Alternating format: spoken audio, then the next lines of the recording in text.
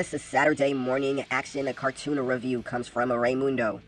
Thank you for the request. SWAT Kats is a very overlooked and a very underrated gem from the legendary cartoon studio Hanna-Barbera. I know every reviewer and his mother talked about this studio, but I'll talk about them anyways before I speak about the cartoon I'm about to review. William Hanna and Joseph Barbera got into animation back in 1939 with their string of Tom and Jerry short for MGM. Tom and Jerry proved to be quite popular and would cement their creators' foothold in animation. When MGM shut down its cartoon studio in 1959, William and Joseph started their own animation company called Hanna-Barbera. Hanna-Barbera had produced classic cartoons like Yogi Bear, The Flintstones, The Jetsons, Scooby-Doo, and The Smurfs. In 1993, Hanna-Barbera would produce its final cartoon as an indie studio, and that cartoon is SWAT Kats, Radical Squadron. SWAT Kats became a ratings smash, but as the show was reaching its successful heights on a par with Ninja Turtles and merchandising was getting off the ground, it was abruptly cancelled after 2 seasons. I'll get to the show's cancellation later. SWAT Kats was created by Kristen and Yvon Tremblay.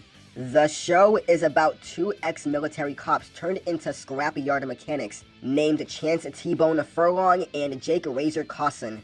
Their job is to defend Megakat City from the forces of evil.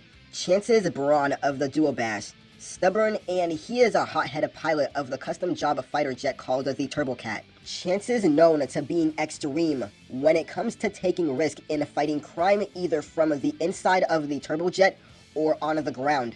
Despite his tough guy persona, Chance does have a soft spot for his friend Jake, and he loves to watch scary cat cartoons. At one point, he was afraid of bugs and couldn't swim.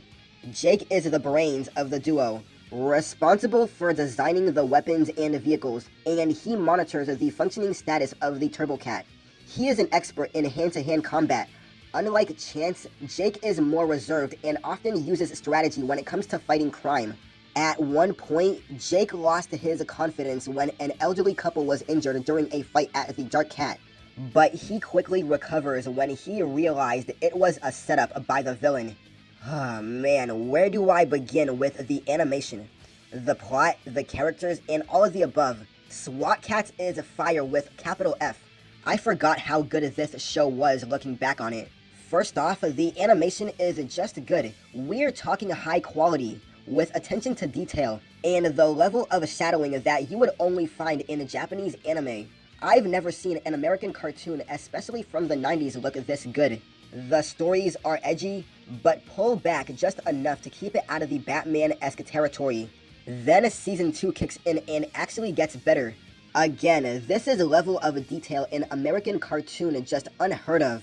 Why did this series only last 2 seasons? The SWAT Kats are vigilant and do some damage, but they try their best to not hurt anyone or anything. And here's where the show separates itself from most of all the other American cartoons. People get hurt and actually die. Yes, you read that correctly. Die. I didn't believe it when I saw it, but a few times I had to rewind just to confirm I saw that. Example, a giant bacteria monster devours a train full of people. You see the train get eaten up, and then a razor enters the picture. The train is gone.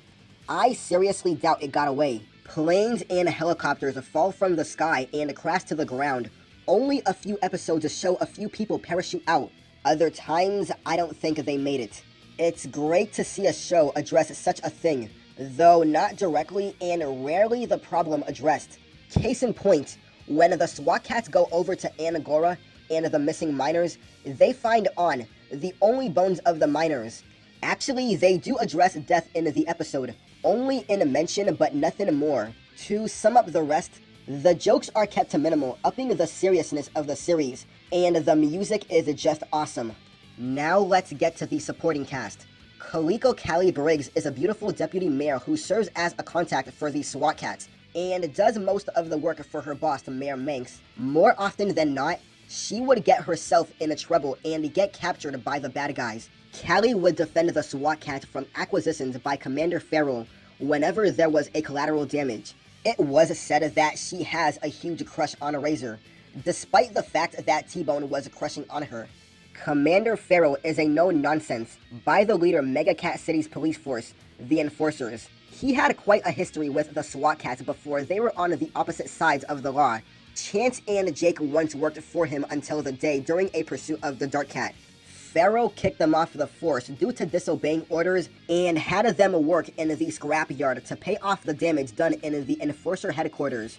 Farrell views the SWAT Kats as rogue anti-heroes, but he does have a certain respect for them since they do save the city. Mayor Manx is a doofus of a political in charge of Megakat City for the 10 terms. He cares more about his golf game than serving the citizens of Mega City.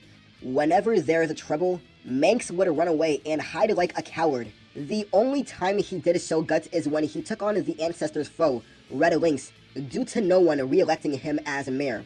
Unlike Mayor Manx, his ancestor Blue Manx is a brave pilot. Lieutenant Felina Farrell is the niece of Commander Farrell, and unlike Callie, Felina is no damsel in distress. She is very rebellious and isn't afraid to get her hands dirty. Felina is the only enforcer who is willing to team up with the SWAT Kats. Unlike her uncle, she views them as heroes.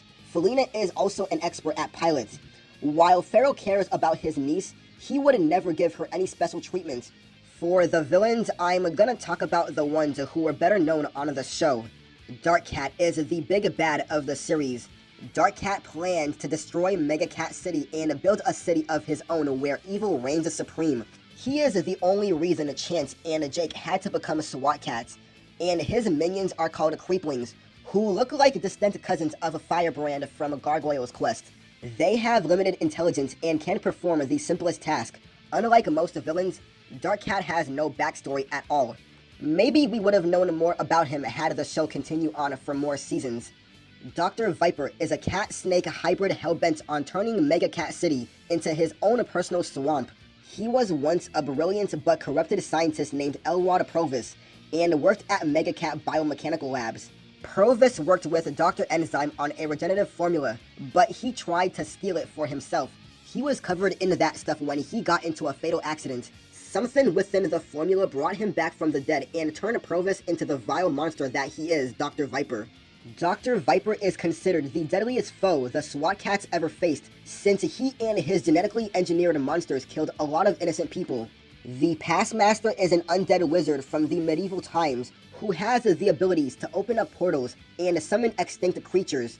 Passmaster's weapons consist of a magical pocket watch and a spellbook. He has a major disdain for anything modern and wants to bring back the Dark Ages, and once lusted on Callie due to the fact that she resembles her ancestor.